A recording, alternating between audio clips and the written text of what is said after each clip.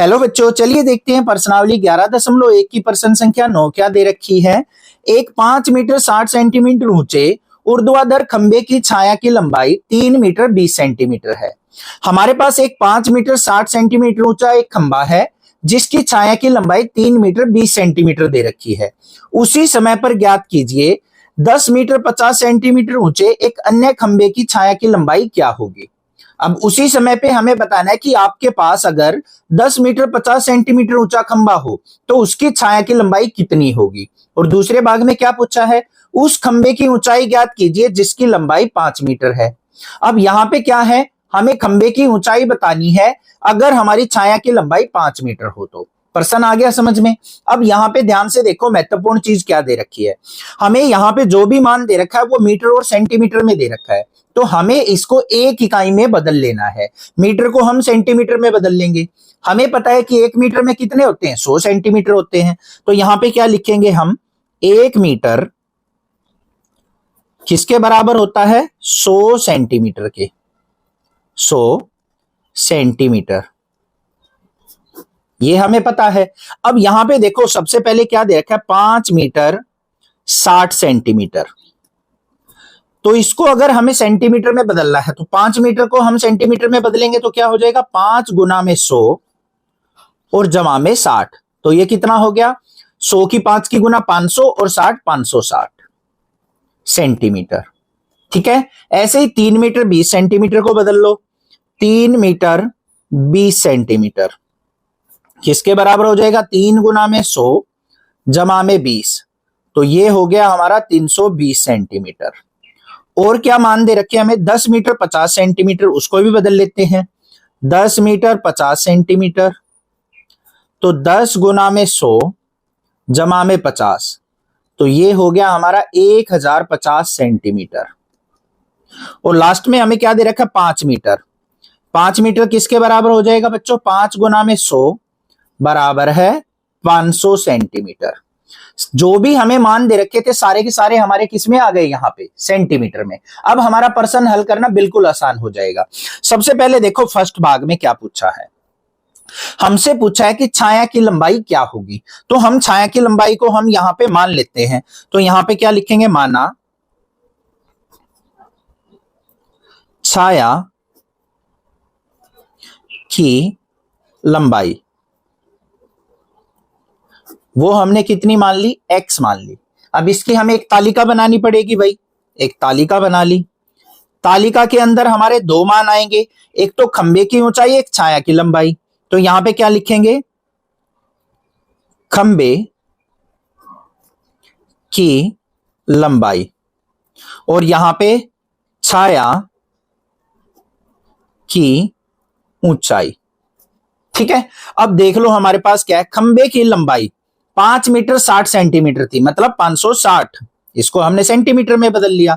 तो हमारी छाया की लंबाई कितनी है, 320 है। अब पहले भाग में पूछा है कि अगर खंबे की ऊंचाई 10 मीटर 50 सेंटीमीटर मतलब 1050 हो तो छाया की लंबाई कितनी होगी, वो कितनी माननी है हमने, x माननी है। अब ये क्या है, हमारी प्रत्यक्ष अनुपात है, तो हम इनकी यहां पे अनुपात ले लेंगे। यह है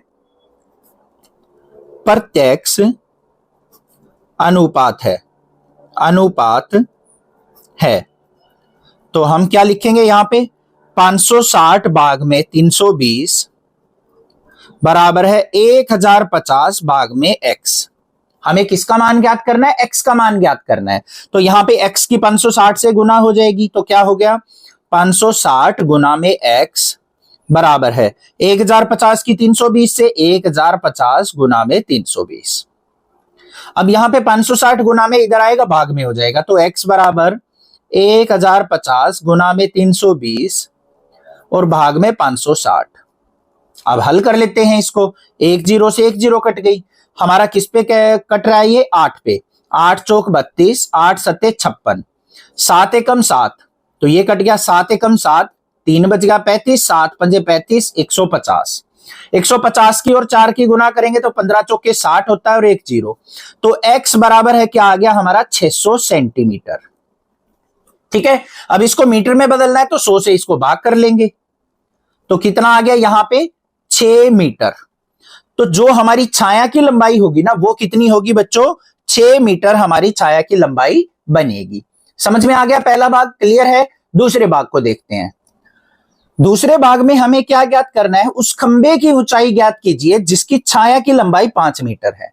अब हमें क्या करना है, खंबे की ऊंचाई ज्ञात करनी है, तो हम खंबे की ऊंचाई क्या करेंगे, मान लेंगे। तो यहां पे क्या लिखेंगे, माना